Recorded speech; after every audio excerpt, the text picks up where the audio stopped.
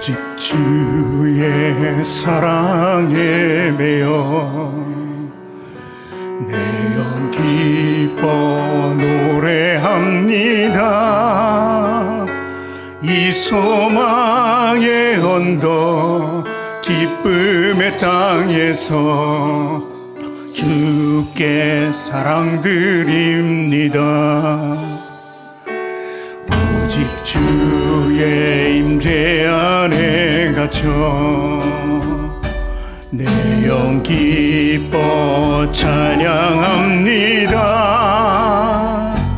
이 소명의 언덕 거룩한 땅에서 주께 경배드립니다.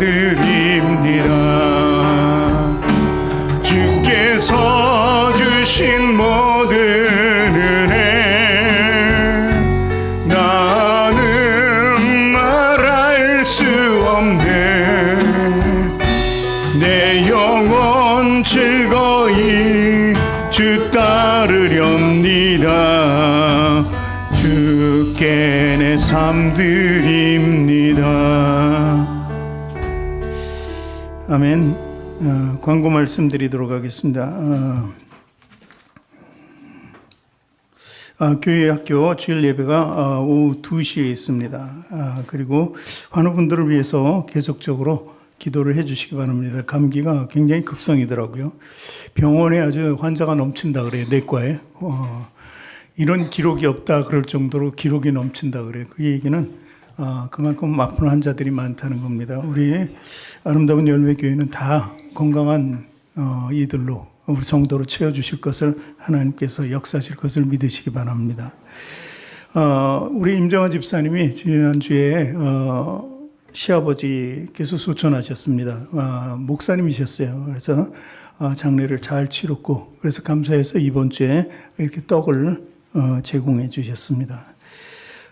그리고 4층 임대를 위해서 지속적으로 기도를 부탁드리도록 하겠습니다. 오늘 말씀 보겠습니다. 하나님 말씀은 빌립보서 1장 27절 말씀입니다. 빌립보서 1장 27절 한 절 말씀인데요. 신약성경 319쪽에 있습니다. 신약성경 319쪽에 기록되어 있는 빌립보서 1장 27절.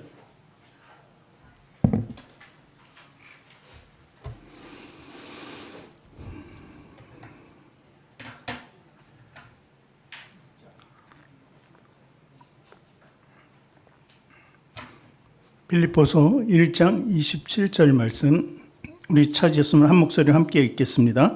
오직 너희는 그리스도의 복음에 합당하게 생활하라. 이는 내가 너희에게 떠나 있으나 너희가 한 마음으로 서서 한 뜻으로 복음의 신앙을 위하여 협력할 것과. 아멘. 두 손을 가슴에 얹고 저를 따라 고백하시기 바랍니다. 하나님께서는 나를 사랑하십니다. 하나님께서는 나를 존귀하게 여겨주십니다. 하나님께서는 나를 축복하십니다. 하나님께서는 내 문제를 해결해 주십니다. 믿음의 고백이 되셨습니까? 아멘. 우리 앞뒤 전후좌우에 계신 분들과 인사합니다. 당신을 사랑하고 축복합니다.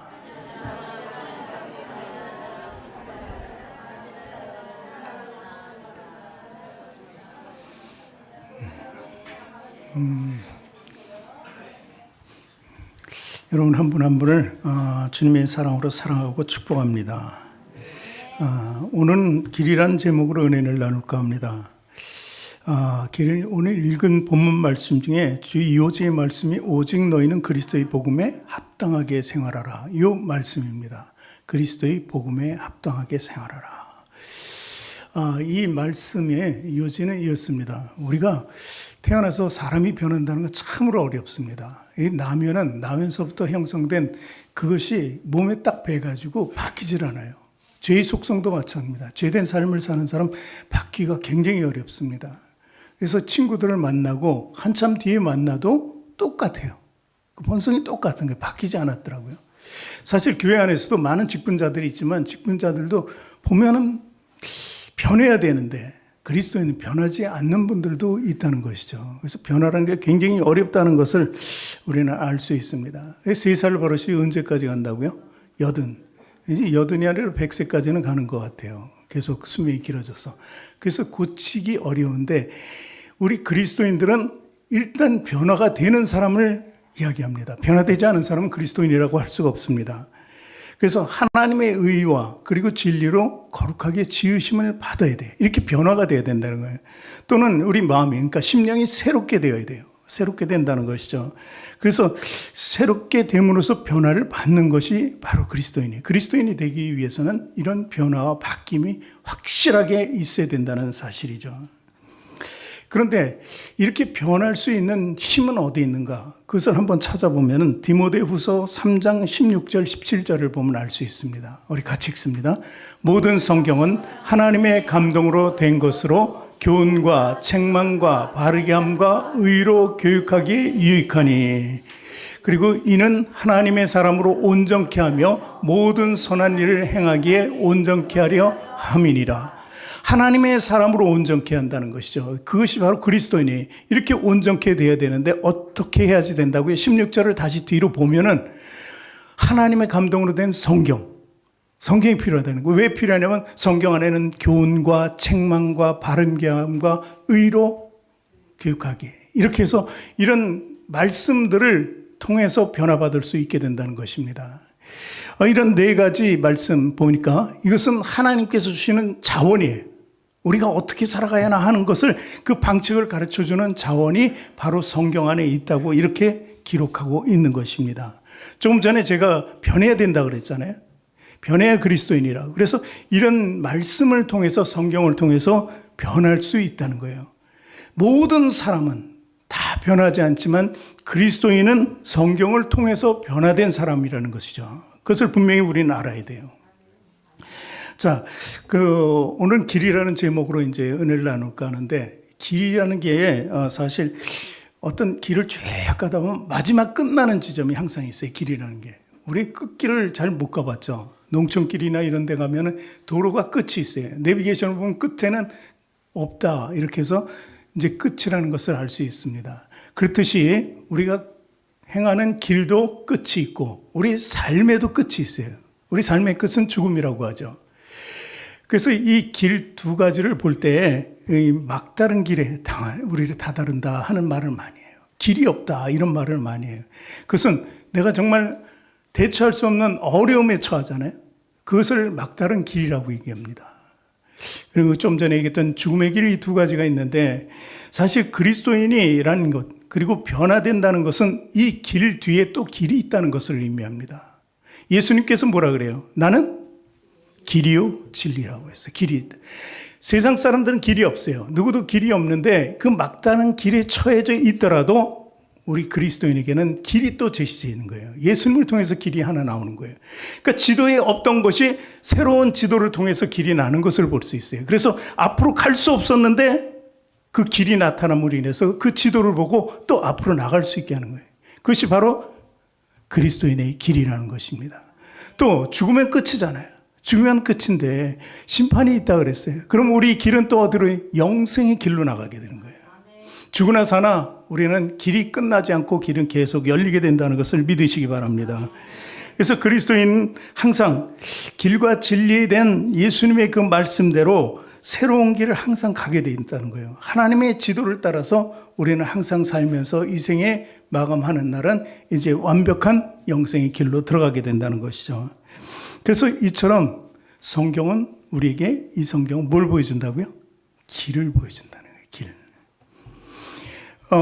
그리고 이 길이라는 것이 의미를 또 한 가지를 들 수 있는 것은 이 성경을 통해서 우리를 부르시잖아요. 콜링할 때 왜 부를까요? 죄 때문에 부르는 거예요.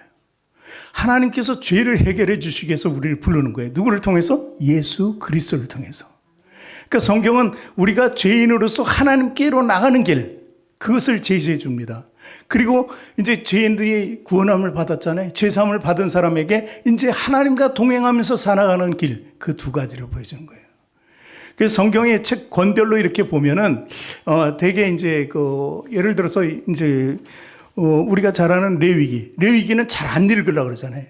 그 뭐 5가지 제사에다 너무 복잡하니까 안 읽는단 말이에요. 창세기까지는 재밌는데 좀 나서 좀씩 재밌긴 하는데 레위기만 걸리면 안 읽는데 그 레위기가 굉장히 중요한 것은 보통 우리에게 하나님 앞에 나갈 수 있는 길을 제시해 주는 거예요. 우리가 하나님 앞에 죄인으로서 어떻게 나가서 죄사함을 받을까 하는 길이 바로 레위기에 적혀 있다는 거예요. 그래서 1장에서 17장까지 보면은 5가지 제사를 얘기해요. 그러니까 하나님께 제사를 드림으로 인해서 하나님께 나가는 길을 가르쳐 주는 거예요. 오늘 예배 드리고 있잖아요. 이게 하나님께로 나가는 길에 서 있는 거예요, 우리가.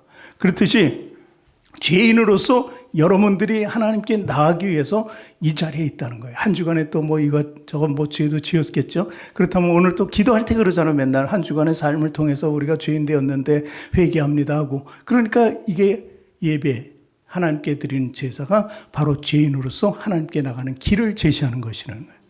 그 다음에 성경의 대부분 책의 뒷부분은 어떻게 마감하냐면 하나님과 동행하는 삶.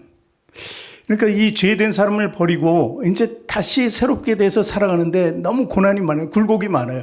그때마다 대처하면서 하나님과 동행한다는 그것을 믿음으로 가지는 거예요. 해결할 방법은 나한테 아무것도 없지만 하나님이 나와 동행하시니 임마누엘이시니 그분과 함께 하면서 우리는 그 길을 또 갈 수 있게 된다는 거예요. 그러니까 2가지 길이에요. 죄인이 하나님께로 나가서 죄사함 받는 길이 성경에 기록되어 있고 또 이제 죄사함 받은 후에 하나님과 동행하면서 이 땅의 삶을 정말 그리스도인으로서 살아가는 길, 이것을 제시하는 것입니다.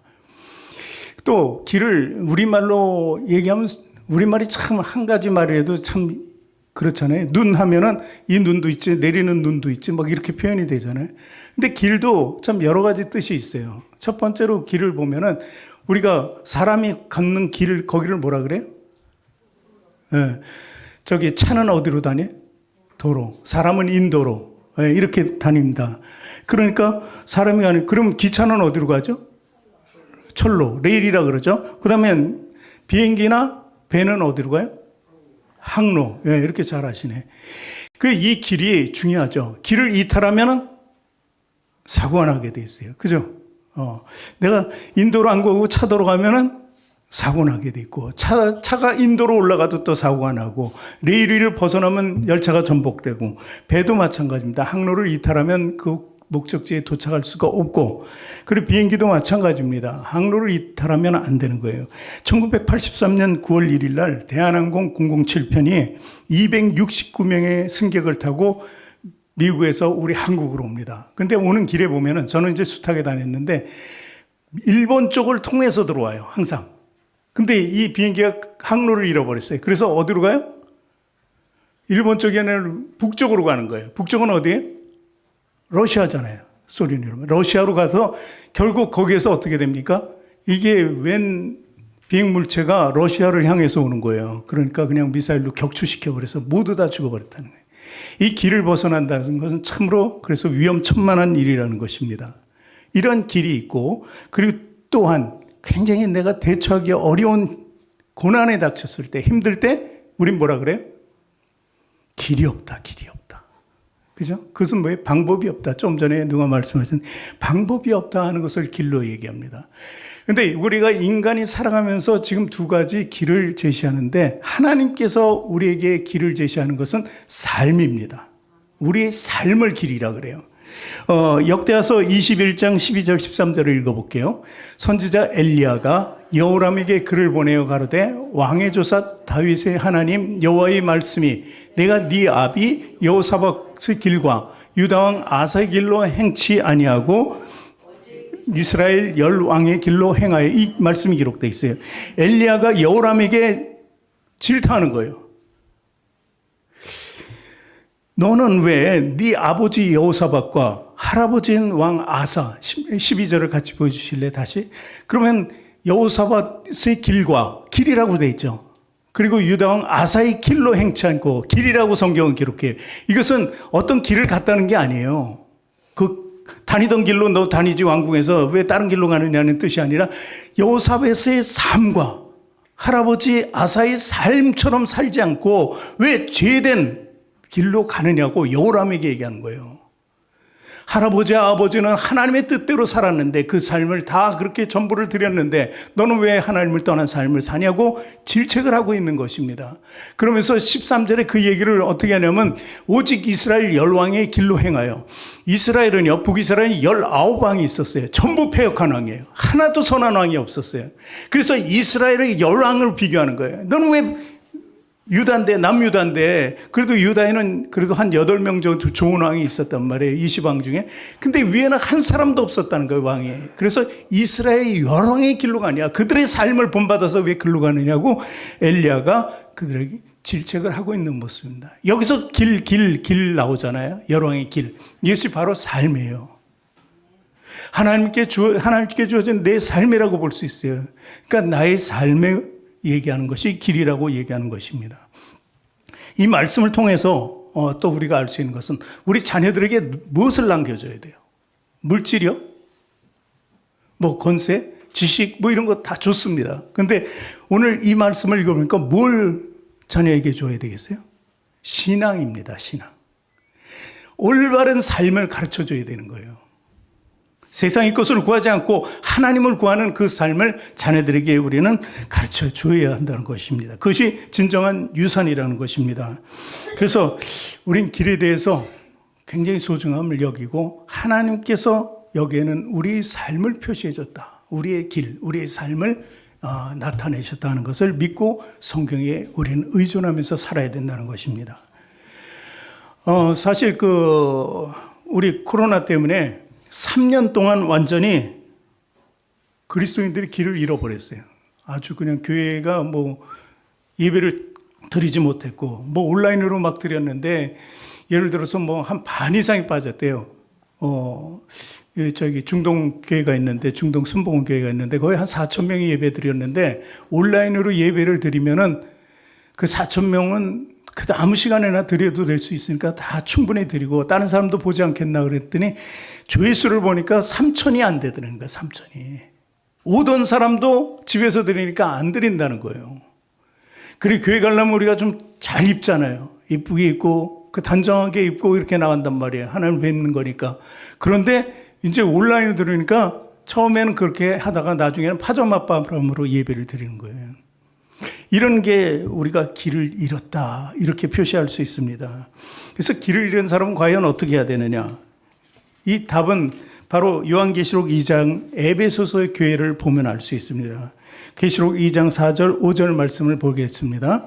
그러나 너를 책망할 것이 있나니 너희 처음 사랑을 버렸느니라. 5절 그러므로 어디서 떨어진 것을 생각하고 회개하여 처음 행위를 가지라. 만일 그리하지 아니하고 회개치 아니하면 내가 너에게 임하여 내 촛대를 그 자리에서 옮기리라. 무엇을 생각해요? 첫 번째, 내가 신앙생활을 하면서 하나님 만나서 신앙생활을 하다가 잃어버렸어요. 길을 잃어버렸어. 예배 그렇게 잘 드리고 하다가 신앙이 떨어지는 거예요. 그럴 때 방황할 때 어떻게 하라고요? 다시 처음으로 돌아가라 이렇게 얘기하는 것입니다. 그것이 올바른 길로 다시 돌아가는 길이라는 거예요. 우리가 어렸을 때 저도 이제 우리 부모가 저를 좀 잃어버렸대요. 한두 번. 그러니까 내가 내 생각으로는 엄마가 항상 아빠가 따라갈 줄 알고 가는데 아니라는 거예요. 나 혼자 가고 있는 거예요. 내 마음대로, 내 생각대로. 그럼 길을 잃어버리는 거예요.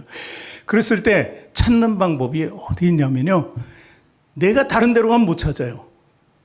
어떻게 해야지 찾을 수 있을까요?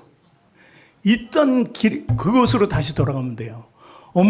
어머님이 나를 찾다가 없으면 막 돌아다니면서 찾다가 어떻게 결국 다시 그 자리로 한번 와봐요. 다시 점검하는. 근데 내가 거기에 있지 않고 다른 데로 계속 가고 어머니를 찾아다닌다고 울면서 다니면 서로 못 만난다는 거예요. 그러나 처음 있는 자리로 와 있으면 만날 수 있다는 것을 얘기하는 것입니다. 그래서 길을 잃었을 때는 바로 어떻게 해야 된다고요? 처음 행위로, 처음 자리로 다시 돌아와야 한다는 것입니다. 이 사진 하나 보여드릴게요. 이제 현대인이 어떤 한 사람이 서 있어요. 사거리죠. 근데 왜 저렇게 서 있을까요? 차는 저기다 세워놓고. 어디로 갈지 모르는 거예요. 딱 세워놓고 이제 어디로 가야지? 길이 두 가닥도 아니고 세 가닥으로 간단 말이에요. 오는 길보다는 세 개가 더 많으니까. 이렇게 이런 사람들한테 가장 필요한 게 뭐예요? 내비게이션. 참 지금은 내비게이션이라 그래요. 이정표라고 합니다. 이정표. 지금은 내비가 다 가르쳐 주지만 내비가 있으면 저렇게 세워놨겠어요? 가다가 없으니까. 그럼 이정표가 있으면은 우리는 그 길로 행할 수 있는 거예요. 내가 갈 길로. 그래서 오늘 말씀에 오직 너희는 그리스도의 복음에 합당하게 생활하라는 말씀이 요지인데 여기에 바로 이정표가 있다는 거예요. 이정표. 이정표는 뭐예요? 너희는 그리스도의 복음에 합당하게 생활하라. 그리스도의 복음이 하나고 합당하게가 두 개고 생활하라. 이렇게 세 가지를 우리에게 제시해 주는 것입니다. 그래서 이제 이 세 가지를 제가 보는 거예요. 거꾸로 보자고요. 생활하라서부터 봅니다. 첫 번째, 이 생활하라는 것은 거기에 맞게 시민답게 살아라. 이 지금 예배 처소 아니에요? 예배 처소에 예배 드리는 사람처럼 생활하라. 이렇게 얘기하는 것입니다. 사실 이 빌립보라는 도시는 로마가 지금 계속 확장해 나가고 있어요. 그 나라를. 그런데 나가면서 보니까 로마인들이 이렇게 거처할 수 있는 곳을 좀 만들 필요가 있어요. 너무 떨어져 있으니까 로마에 돌아오면 로마 사람처럼 생활하는데 다른 데 가면 그 이방인들 사람들하고 섞여 있으니까 생활이 제대로 안 되는 거예요. 그러니까 로마인처럼 생활할 수 있는 도시를 하나 만들었는데 바로 빌립보라는 거예요. 그래서 빌립보는 로마인들이 거의 들어와 있어요. 그러니까 생활하라는 건 로마인처럼 생활하라 이게요. 모든 생활을 거기 들어가면 로마인처럼 옷을 입고 먹고 그렇게 생활하라는 거예요. 그래서 로마 사람들이 하나 뭉쳐져 있는 것처럼 보이는 것이죠. 그렇듯이 이 말씀을 드리는 이유는 우리는 어떤 도시에서 사는 사람이에요? 우리는 국적이 이중국적이에요. 우리는 어떻게? 그렇지. 대한민국하고 천국이에요. 그러니까 이중국적을 가졌잖아요. 그렇지만 여기 이 땅은 어디예요? 천국이 아니죠. 대한민국이란 말이에요. 여기서 살기 위해서 우리는 천국의 삶을 그대로 여기서 살아라는 거예요. 비록 죄 많은 이 땅이지만 우리는 천국 사람처럼 살아야 된다는 거예요. 천국인처럼 생활하라는 것입니다. 교회만 나가면 또 세상 사람과 어울려서 세상처럼 굴지 말고 어떻게 천국인의 소망을 가지고 천국인처럼 남들이 봐도 저 사람 그리스도인이라고 할 정도로 살아가야 하는 것이 바로 천국 시민이라는 것입니다. 그래서 빌립보서 3장 20절 보니까 오직 우리의 시민권은 하늘에 있는지라 거기로서 구원하는 자 곧 주 예수 그리스도를 기다리노니. 여기서 사는 게 어떻게 살라고요? 우리의 시민권은 하늘에 있어요. 예수 그리스도를 기다리면서 사는 거예요. 재림하실 그분을 기다리면서 어떻게 살아야 돼요? 그러니까 성결하게 살아야죠. 그리스도인으로 살아야죠. 하늘의 시민권자처럼 살아야죠. 그 얘기를 하는 것입니다. 그러기 위해서 우리는 확실한 정체성을 가져야 되거든요. 정체성, 무슨 정체성인가요? 예를 들게요. 요나를 아시죠? 요나는 어떻게 불순종의 대명사 아닙니까? 선지자 중에.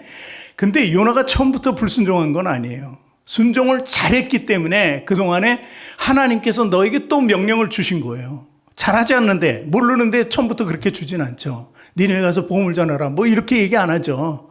회개하라고 전해라. 그런데 그동안에 해온 요나가 순종을 잘했기 때문에 또 명령을 준 거란 말이에요. 근데 요나가 그 얘기를 듣고 나서 보니까 아니 니네는 우리 적인데 자기 판단이 들어온 거죠. 그럼 난 안 해요. 그러니까 반대 방향으로 도망갑니다. 그렇죠? 다시스로 가는 배까지 타고 도망가잖아요. 배 밑천까지 가가지고. 그랬을 때 이 요나는 자기 정체성을 잃어버린 거예요. 자기 정체성은 뭐예요? 하나님을 대언하는 하나님께 순종하는 선지자란 말이에요. 그런데 자기 생각이 들어보니까 정체성을 잃어버린 거예요. 그래서 우리는 그 정체성이 중요하다는 것입니다. 뭐 그리스도인이다, 집사다, 권사다, 목사다 이런 모든 것이 직분이 중요한 게 아니라 우리 정체성이 중요하다는 것입니다. 그리고 나 자신 하나를 보면은 별거 아닌 것 같은데 하나님께서 보시는 나, 우리들이 서로 기대하는 나는 틀려요. 어떤 나냐면 내가 나가잖아요. 나가면은 하나님 앞에 공인이 되는 거예요. 많은 사람들이 봤을 때 저 사람은 교회 다니는 사람, 저 사람은 하나님을 믿는 사람, 철저한 그리스도인. 공인이 됐어요. 지나가는 사람들이 죄를 지면은 뭐 그럴 수 있겠지 그러는데 그리스도인이라고 알고 있는 주위 사람들이 내가 죄를 지면 어떻게 해요? 저 가짜라는 거죠. 교회만 욕먹는다 그러죠. 하나님만 욕먹이는 거예요. 그래서 나의 정체성을 반드시 알고 하나님 나라의 시민권을 가진 자로서 반드시 내 일을 지키면서 살아가야 한다는 것을 얘기하는 것입니다.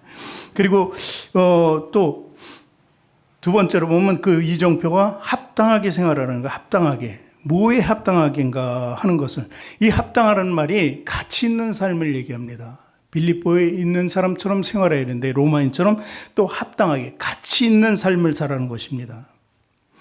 이 가치 있는 사람이라는 것을 얘기할 때 제가 한 가지 또 예를 들면 가격과 가치가 있어요. 가격과 가치.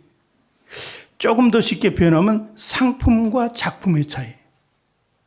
상품에는 가격이 맺혀져 있습니다. 그러나 작품에는 가격이 있는 것도 있지만 가격을 거의 매길 수가 없어요. 그 가치가 높을수록 가격을 매길 수가 없다는 것이죠. 그러면 나 한 사람 한 사람은 가격과 상품입니까? 아니면 가치와 작품입니까? 그것을 분명히 알아야 돼요. 내가 상품이라서 여기 가격을 달고 있습니까? 아니잖아요. 우리 스스로 생각할 때 난 가치 있는 사람이야. 나는 작품이야. 누구의 작품이에요? 그래요. 그냥 쉽게 단순하게 입에서 그렇게 나오지만 성경을 읽어보면 압니다. 시편 139편 14절 15절을 읽어보겠습니다. 내가 주께 감사함은 나를 지으심이 신묘막침하심이라. 주행사가 기이함을 내 영혼이 잘 아나이다. 어떤 사람이라고요? 하나님의 신묘막측하게 만들었다는 거예요. 하나도 똑같지 않아요. 그런데 다 기이하게 하나님께서 만들어주신 거예요. 우리는 공장에서 찍어내는 물건이 아니에요. 다 똑같지 않다는 거예요. 그렇잖아요. 서로 다 다릅니다. 외모도 다르고 내면적인 것도 다르고 다 틀려요. 음성도 틀리고.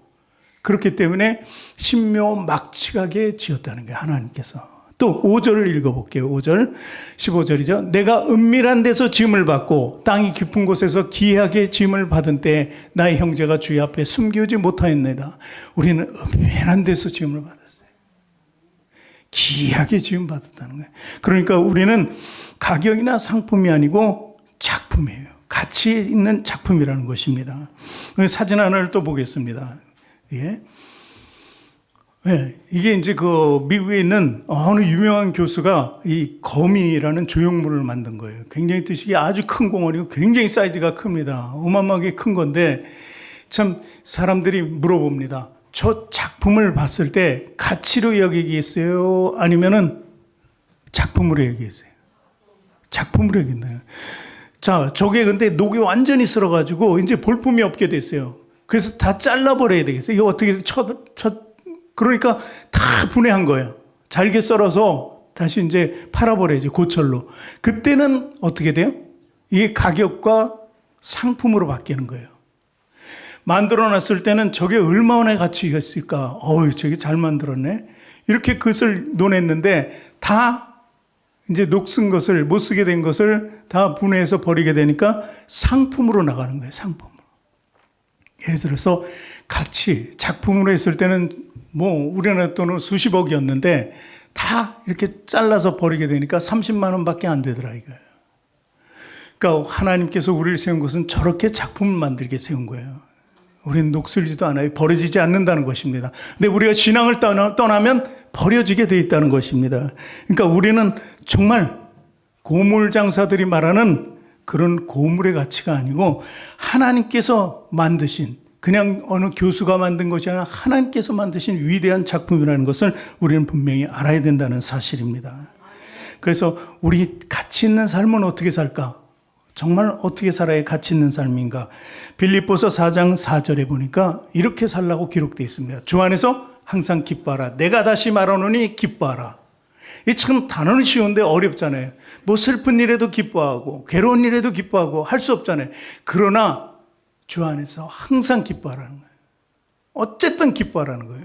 슬픔도 지나가고 고난도 다 지나갑니다. 그 뒤에 뭐 있어요? 하나님의 영광이 있다는 것입니다. 그래서 항상 기뻐하는 삶을 기본적으로 살아야 된다는 거예요. 환경이 지배를 받지 말고 우리는 우리 안에 있는 하나님을 모시고 기뻐하면서 살아가야 된다는 것입니다. 어떻게 하면 그러니까 이 세상과 나를 멀리할 수 있나? 그것은요, 우리가 철저하게 하나님께 나가는 기도를 해야 되겠죠. 제가 비행기를 엄청 많이 탔는데 비행기는 떠야 되고 또 내려야 되잖아요. 비행기를 타고 이제 올라갑니다. 이렇게 해서 쭉 올라가면은 처음에는 다 물건이 사물이 똑같이 보이는데 올라가면 올라갈수록 어떻게 해요? 사물이 작아져 보여.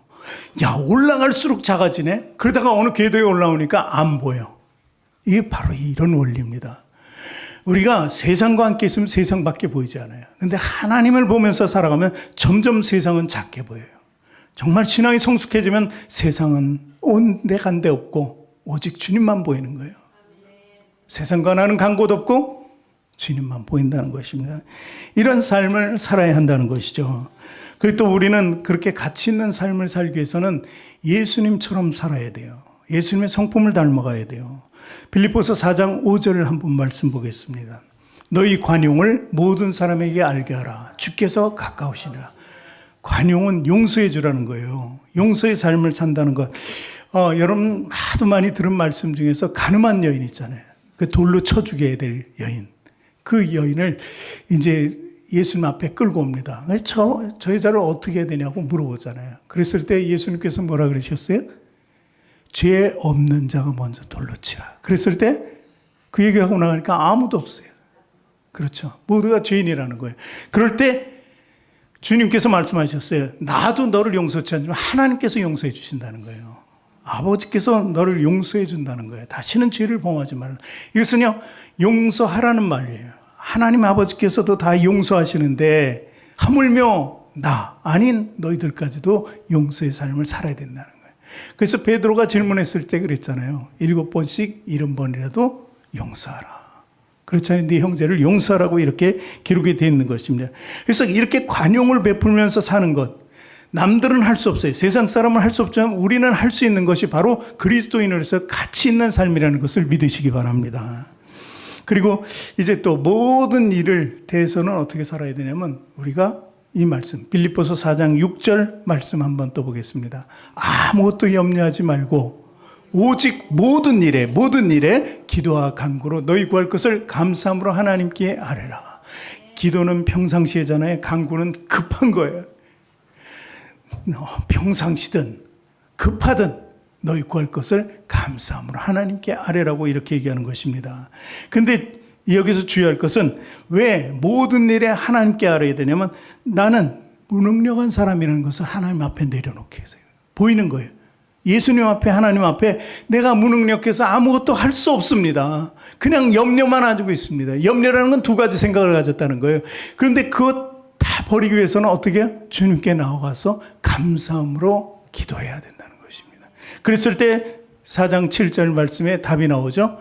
그리하면 모든 지각에 뛰어난 하나님의 평강이 그리스도 예수 안에서 너희 마음과 생각을 지키시리라.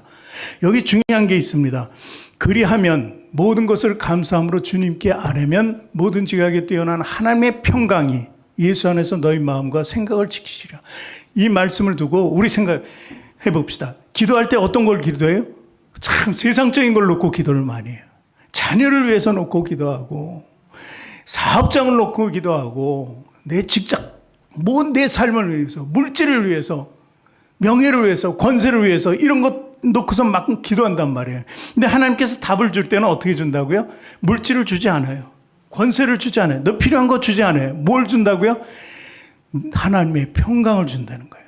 너희 마음과 생각을 지키시라는 거예요. 그래서 중요한 건 뭐냐면 우리가 사는데 정말 필요한 것은 그런 물질의 풍요함이 아니고 하나님이 필요하다는 거예요.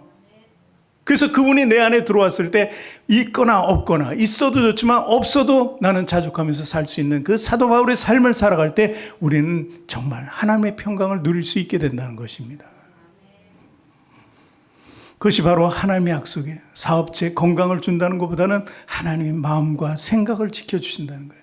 우리 마음이 평안하면 병도 없어요. 생각이 편안하면 누구에게도 관용의 삶을 살 수 있는 거예요. 그래서 이렇게 하나님께서 우리를 지키시고 보호해 주시고 감사함으로 살 것을 권고하고는 것이라는 것을 믿으시기 바랍니다. 그렇다면 마지막으로 이제 세 번째 이정표가 있습니다. 그것이 바로 그리스도의 복음으로 살라는 거죠. 그리스도의 복음. 쉽죠? 복음으로 사는 건 뭐 성경 읽고 맨날 기도하고 찬양하면 되지. 자, 그 삶도 만만치 않아요. 그림을 하나 볼게요. 컴파스 그림이 있습니다. 자, 컴파스로 원을 그리고 있어요. 저기 딱 나와 있잖아요. 그리스도인 그리스도. 그리스도는 컴파스의 그 원에 어디 있어요? 중심에 있죠. 그럼 나는 어디 있어요? 밖에 있죠. 그런데 이제 원을 그린다고 생각합시다. 그러면 내가 있는 그 꼭지점에 힘을 주면 그려져야 안 그려져요? 그리스도님께서, 그러니까 예수님께서 그 가운데 중심에 계시면은 내가 어떻게 돼야지 그림을 그릴 수 있어요, 원을? 힘이 없어야 돼요. 내가 힘을 빼야지 돼요. 오직 중심에 있는 예수를 의지하고 내가 힘을 뺄 때 이 원이 형성이 돼요. 그러니까 우리 삶은 내가 힘이 있을 때는 절대 아무것도 나갈 수도 없고 그려질 수도 없어요. 그러나 내가 힘을 빼버리니까 예수님이 이제 우리를 작용하시는 거예요. 그래서 우리는 우리 형통함을, 우리 힘을 뺄 때 나타낼 수 있다는 것을 얘기하는 것입니다. 베드로가 그랬잖아요. 예수님 만날 때 첫 예수님과 대면할 때 어땠어요? 뭐 하는 사람이었어요? 어부였잖아요. 그물을 밤새 치고 왔는데 한 마리도 못 잡았잖아요. 힘을 다 했어요. 힘을 다 뺐어요. 근데 예수님이 나가자 그러니까 순종으로 나갔어요. 힘도 없어요. 아무것도 없는데. 그런데 그물이 찢어지도록 잡히잖아요. 바로 그 원리예요. 내가 힘을 빼면 예수님께서 나의 생각보다 더 풍요하게 채워주신다는 것입니다. 내가 너에게 더 하리라 그랬잖아요. 더 하리라. 그렇기 때문에 우리는 우리의 삶이 그리스도를 중심으로 살아야 된다는 것입니다. 그래서 베드로는 그때 그 처음 만난 예수님 만나고 그리고 불경하게도 죄를 짓고 다시 용서받는 삶을 살잖아요. 그래서 그때 베드로는 자기 서신서에서 마지막으로 이런 말을 남깁니다. 베드로전서 4장 11절을 보도록 하겠습니다. 만일 누가 말하려면 하나님의 말씀을 하는 것 같이 하고 누가 봉사하려면 하나님의 공급하시는 힘으로 하는 것 같이 하라. 이는 범사의 예수 그리스도로 말미암아 하나님이 영광을 받으시게 하리 함이니 그에게 영광과 권능이 세세에 무궁토록 있느니라. 아멘. 이렇게 서신하를 맺잖아요. 누가 말하려면 하나님의 말씀을 하는 것 같이요. 봉사와 헌신에도 하나님의 공급하시는 힘으로 했다는 거예요. 우리가 이 안에서 연합해서 하나님의 일을 하지만 그 일은 내 힘으로 하는 것이 아니라 누구이며 하나님의 공급해 주시는 힘이에요. 그러니까 나를 겸손하게 낮춰야 돼요. 내가 잘해서가 아니에요. 하나님이 나를 쓰시는 것뿐이죠. 그래서 우리는 무슨 일이 있을 때 내 힘을 싹 빼야 돼요. 내가 힘이 있으면 안 된다는 것입니다. 마지막 그림 하나 또 보겠습니다. 사진. 예. 조금 잘 안 보이지만 이게 스페인에서 제일 큰 성당 세비야 성당이라는 곳에 그려진 벽화 중에 하나예요. 이 그림은 별로 사람들이 안 봐요. 다른 것들이 너무 많고 크기 때문에 이 그림은 잘 안 보는데 이 그림의 내용을 한번 들여다보길 원합니다. 저기 팔을 벌리고 흰 옷을 입고 주저앉은 사람이 있습니다. 너무 힘드니까 옆에서 부축하고 있어요. 그런가 뭐 오른쪽에서는 뭔가 탁 들고 뭐 지시하는 사람처럼 있잖아요. 그 뒤에는 이제 백성들의 관료들이 있고. 자, 이게 어떤 사진일까요? 아시는 분 있습니까? 저 흰 옷 입고 주저앉아 있는 사람은 과연 직책이 뭘까요? 예? 예수님 아니고 왕입니다, 왕이. 당시의 왕이었어요. 왕이었는데 왕이 왜 저러고 있을까? 벌 받기 위해서 있는 게 아니에요. 왕은요, 이 전쟁을 위해서 계속 금식하면서 기도했던 거예요. 자기 힘을 빼면 뺄수록 하나님이 역사하신다는 것을 믿음으로 알고 그 사람 옆에서 자기를 부축해 준 그런 비차오는 모습으로 이렇게 있는 거예요. 그리고 저희는 제사장이에요. 제사장은 하나님께 간구한 기도를 하는 거예요. 왕이 이처럼 하였으니 역사해달라고. 바로 이 장면이 우리의 장면이 돼요. 저기 앉아있는, 저기 그냥 털떡 주저앉아 있는 힘없는 그 왕이 바로 우리의 모습이 되어야 된다는 것입니다. 이렇게 살아야만 하나님의 위대한 역사가 나타난다는 것입니다. 그래서 우리는 이 그림처럼 그리스도의 복음으로 살아가야 돼요. 그리스도의 복음은 예수님의 십자가에 돌아가신 그 모습이에요. 모든 것을 낮추고 죽기까지 나아주신 그 모습으로 우리 살아가야 된다는 것입니다. 모든 복음서는 예수님으로 시작돼요. 근데 예수님이 시작됐지만 마지막은 어떻게 되냐면 그 복음의 주인공이 내가 된다는 거예요. 모든 게 그렇습니다. 복음에. 그 무슨 이유냐면 예수님께서 이 땅에 복음을 전하라고 오셨어요. 근데 그 복음을 내가 받아들였어요. 그러면 나는 어떤 사람이 돼요? 나는 예수님처럼 복음을 전하는 사람이 돼야 된다는 거예요. 이 성경의 이야기는 바로 그렇게 시작하고 그렇게 끝나는 것입니다. 오늘 길이라는 제목으로 은혜를 나눴어요. 우리는 어떤 것이 우리에게 제대로 된 길인지 분명히 알아야 됩니다. 그리스도인의 삶의 가치를 분명히 깨닫고 나가면서 올바른 길로 가시는 저와 여러분이 되기를 주님의 이름으로 축원합니다. 기도하겠습니다. 하나님 감사합니다. 하나님께서 오늘 새로운 이정표를 제시해 주셨습니다. 여태까지 삶은 우리가 부족하고 연약해서 우리 마음껏 할 수 없었지만 그래도 하나님께서 우리 길을 제시했습니다.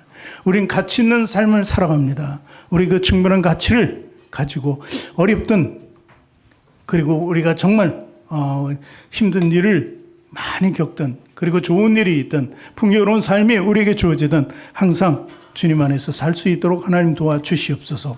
감사드리며 예수님 이름으로 기도합니다. 아멘. 한 가지만 더 찬양하기 전에 이게 얼마짜리죠? 10,000원짜리죠? 이거를 나 자신이라고 생각했어요. 그 10,000원짜리입니다. 죄송하지만 이런 일은 하지 마세요. 이거 막 이렇게 구부렸어요? 다 구겨졌어요. 못 쓰게 될 정도 같죠? 이거 얼마예요? 왜 이렇게 구부졌는데도 10,000원이에요? 우리 인생이 이렇다는 거예요. 이런 삶 속에 있더라도 우리의 가치는 변하지 않는 거예요. 그렇죠? 찢어져도 붙였어도 그 가치는 회복될 수 있는 거예요. 때로는 이렇게 평평한 삶이 있지만 때로는 구겨진 삶도 있다는 것입니다. 그래도 우리 가치를 지켜주실 분은 오직 하나님밖에 없습니다. 세상은 구겨진 우리 인생을 손가락질합니다. 그렇지만 하나님은 손가락질 아니에요. 우리 인생을 다시 펴주시는 분이에요.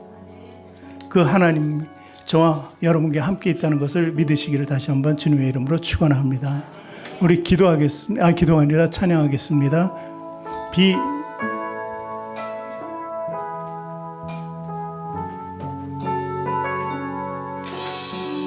악보 하나 주실래?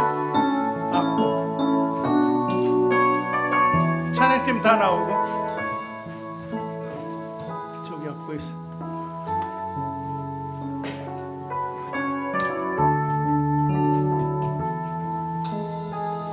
우리 주는 위대하며 우리 주는 위대하며 능력이 많으시도다. 그의 지혜에 무궁하며 인자는 영원하다. 상한 자들 고치시며 고치시며 상처를 싸매시도다. 널들의 수를 세시며 이름을 고치셨도다. 그가 부르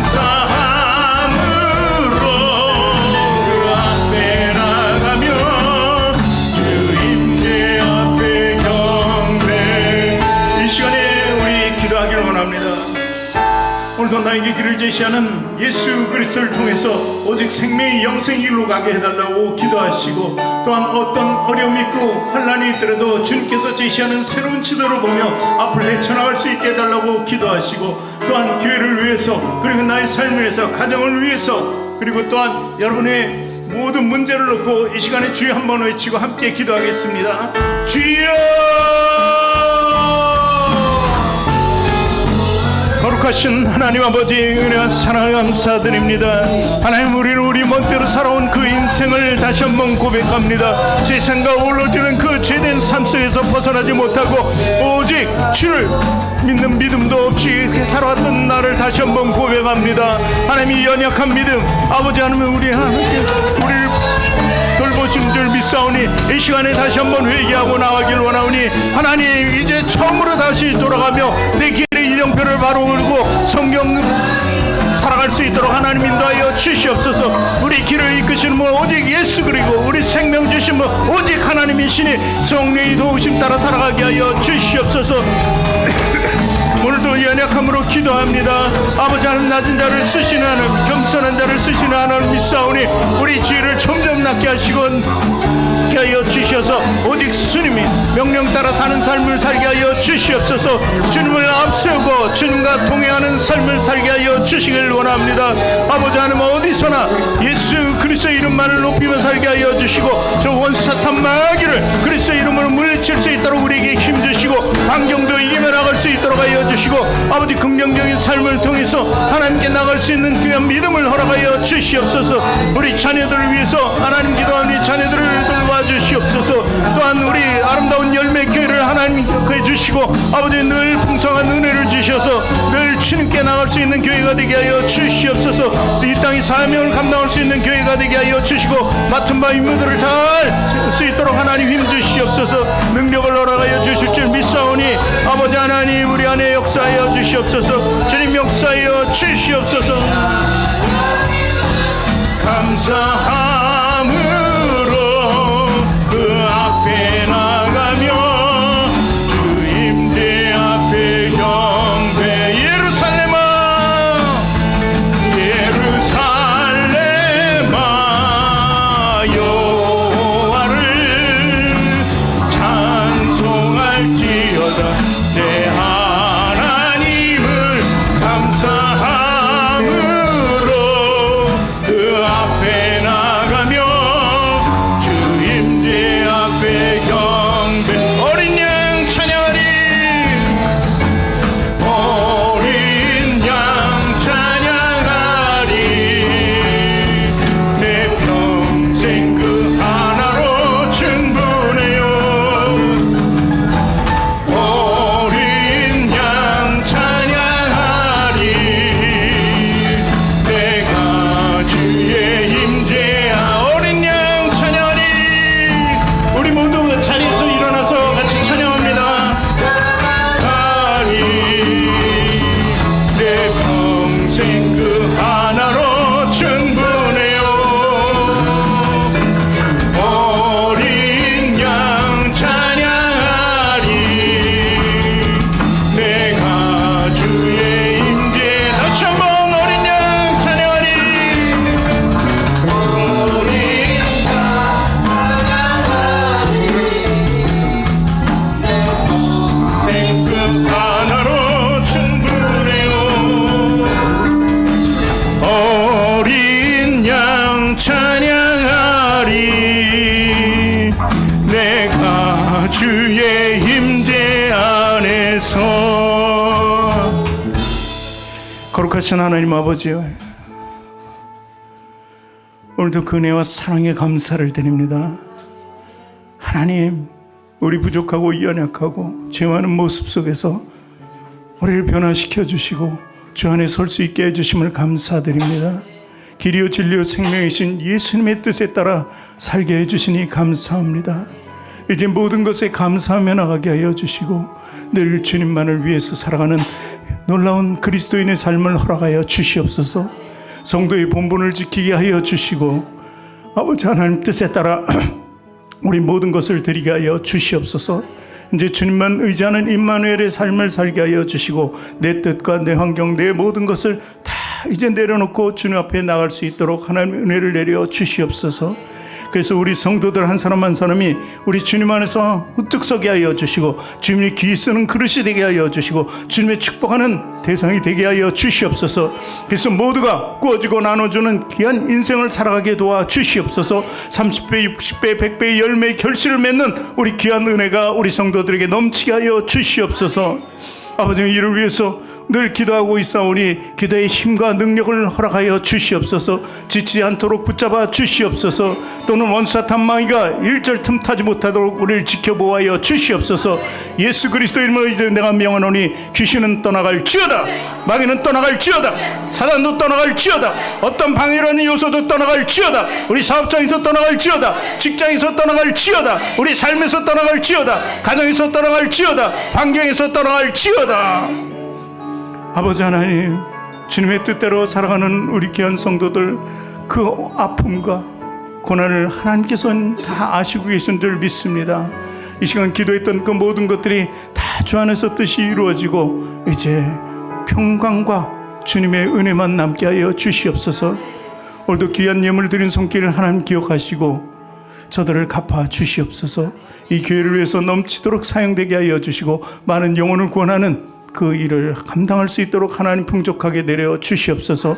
우리 교회의 제목뿐만이 아니라 기도 제목뿐만이 아니라 개개인의 기도 제목도 다 이루어짐을 믿습니다. 이제 오직 성경을 의지하면서 성경의 길을 따라 충분히 우리 모든 것을 다하여 살아가는 우리가 되게 하여 주시옵소서. 하나님께 열린 지도를 보고 하나님께 영생의 길을 보고 나갈 수 있는 우리 축복의 성도들이 모두 다 되게 도와 주시옵소서.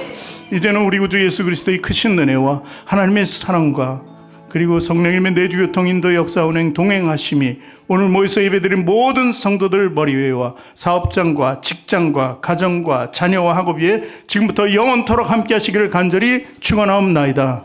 아멘.